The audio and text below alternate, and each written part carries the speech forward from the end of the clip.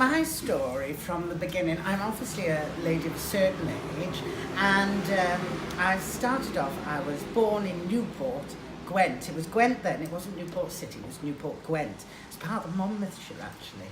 And I came from a working class background. My mother owned a dairy farm and my father was a bus driver. And we lived a very simple life by the means of we had no money. And I entered a competition in the local newspaper and I won a scholarship to Monmouth School for Girls. And so we went there, well, I went there, and I was very jealous of the other children because they had lots of money and lovely things, and I had a skipping rope. And so I decided that I would like to go off and find my own way in life. So I travelled down to London on a train that I saved up all my weekly pay for 6 weeks to do so, yes, because I had a little Saturday job in Wilding's department store in Newport. You won't find that there now because it's closed. They used to do lovely leather purses and you could smell the leather. Oh, it was fabulous. And so I went down to London and I started off, I got a job as an usherette in a little theatre, and on a Thursday night they do a sex club. And so I worked there for a little while, and then I met a lovely man called Solomon Goldsberg, and we got married within 3 weeks. He was 89, I was 19, and he died suddenly. And he left me his entire empire of used car dealerships.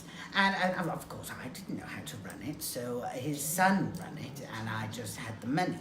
And then I decided that I would move to Monte Carlo, because that's what Shirley Bassett did, you know. She was from Cardiff, I was from Newport, but she went to Monte Carlo, so I went to Monte Carlo, and I fell in love with a beautiful man there called Noah.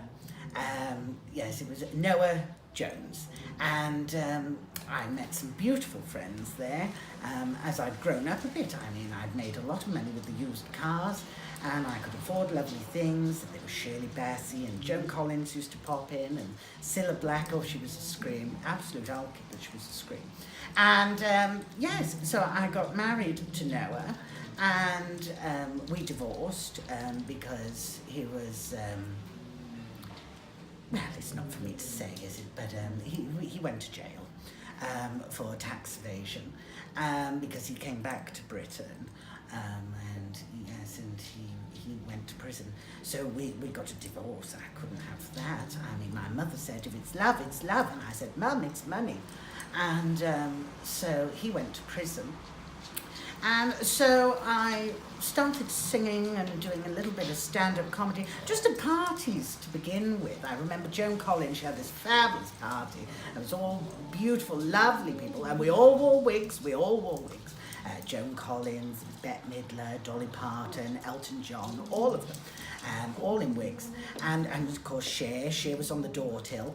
And we had beautiful parties, and Joan would say to me, oh Mary, go on, get up and tell us a little bit about your life. And I'd make up little stories and include different people, little entourages of people would start following me to these places, and I'd have a little drink. I mean, I don't drink much, I just have a vodka and coke now and again, and a sherry at Christmas, and a stout in the night at 8 p.m, and sometimes whiskey at a funeral, and sometimes a gin and tonic at a wedding, and of course champagne. I drink champagne and Prosecco, and if I go to my mother's we have Asti.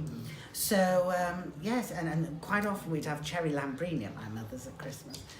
That tasted nice, but it didn't really do much for me. But anyway, so that's how I started. So I started getting booked then in little clubs and different places around, and I travelled all around the world. I've been to Monte Carlo, Las Vegas, Benidorm, and yes, so then I came back to Britain, and I decided that I would retire. I was at that age where I could. So I retired, and then I met a beautiful man called Jacob. Yes, Jacob Trotz. And I said, you'll have to take my name, because I wasn't being called Mary Trotz. So he took my name, and it was love. It really was. He was a pianist, so I used to sing and tell jokes while he tinkered away on his ivories. And we got divorced as well because he was gay. And so I decided to become a recluse then. And most people run away to Monte Carlo or somewhere else, and all these different kinds of places. And you ask, where did I run to? I ran to Malta.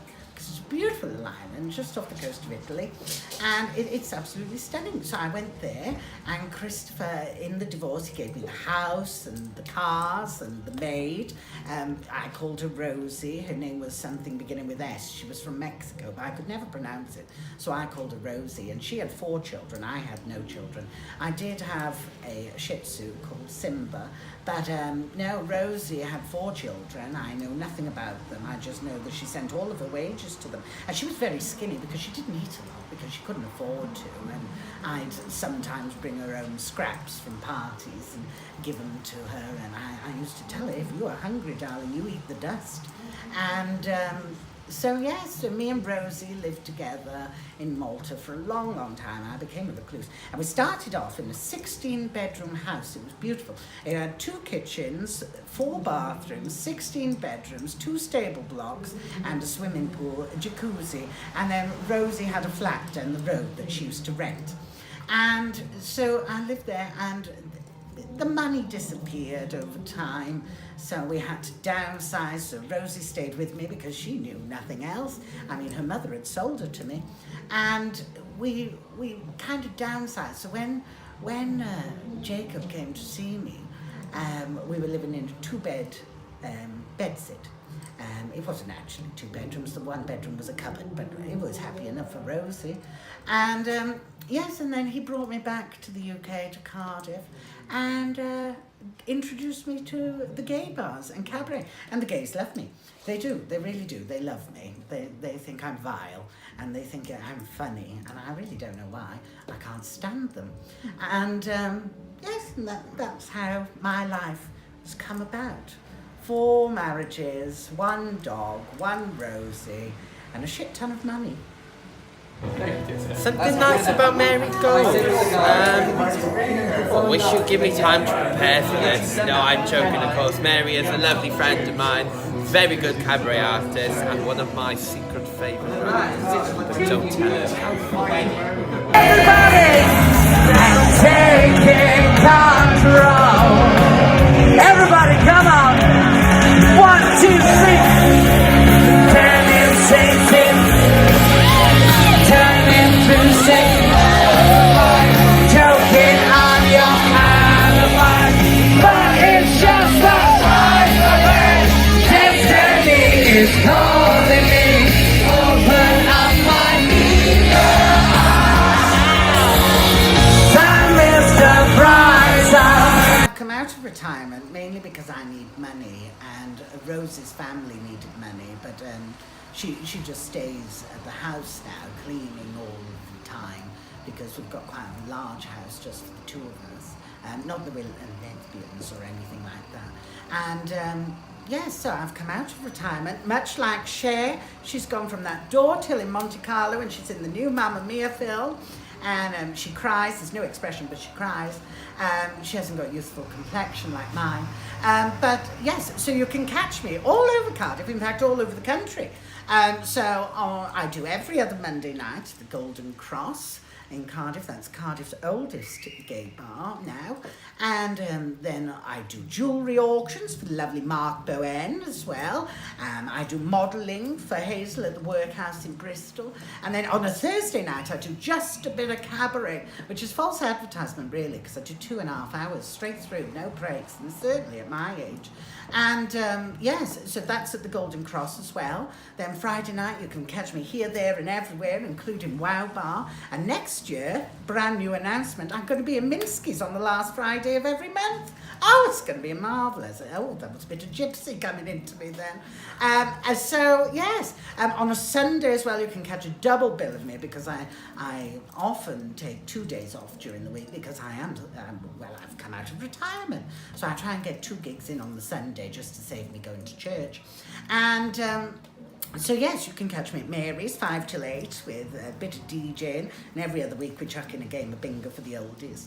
And then, of course, you can catch me at the Golden Cross at 10 o'clock, taking over from Joanna Bumney, whoever that is, and with a guest act, friends of mine from all over the country, yes, other drag queens that come down, so it's marvellous, it really is.